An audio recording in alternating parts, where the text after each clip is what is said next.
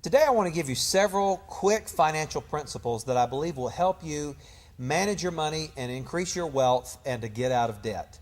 Principle number one, you've got to save for the future.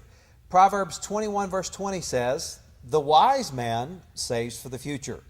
Now, if you're not saving, it means that you're living above your means or at your means at the very best. And what we want to do is live a little below our means so that we can save money for the future. So you got to get into a savings plan. We'll talk about different kinds and different ways to do that in just a moment. But the second principle is this: plan for the unexpected. I've learned this in life, that the unexpected will always happen. Have you ever gotten to the point where you felt like, man, I'm just about to get financially to the break-even point or to get my nose above water, and all of a sudden the washer breaks down or the transmission goes out in the car or the hot water heater goes out in your house, and it seems like it just fills you right back in that same spot, puts you right back in that same spot, that deep hole that you were in before? Well, you need to plan for the unexpected. The Bible says the wise man looks ahead, and the fool attempts to fool himself and won't face the facts. There's a great temptation to spend everything that you make.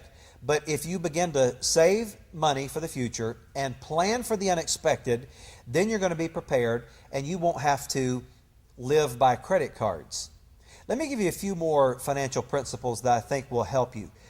Make sure that in your savings that you start by simply opening a savings account. I believe that's the first place that you start. Before you start going into paying off credit card debt, and before you start going into opening up all different kinds of money market accounts and things like that, not talking about your 401k, but you got to open the savings account. So that's step one. Then you got to get at least $1,000 in that savings account. If you're single, $2,500 if you're married and have children, because this gives you an emergency fund that we were talking about and will help you keep from going into debt again in the future. And then begin to pay off your credit cards. Start with the smallest amount first. That way you can have a celebration. And you know, we don't want you to think that you have to spend the rest of your life without ever enjoying anything or ever buying anything again, because that's really not the goal. The goal is to be able to afford these things and be able to enjoy them. You need to learn how to buy CDs, learn to invest in the stock market and different areas. But this is a progression. Start with your savings account. Get a certain amount of money in there so that you can save for the future and save for an emergency.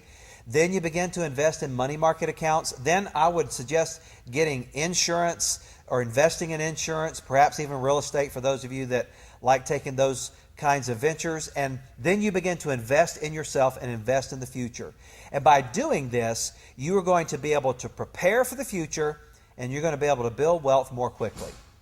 Hope you'll have a great day and begin that savings and paying off that debt now. Money!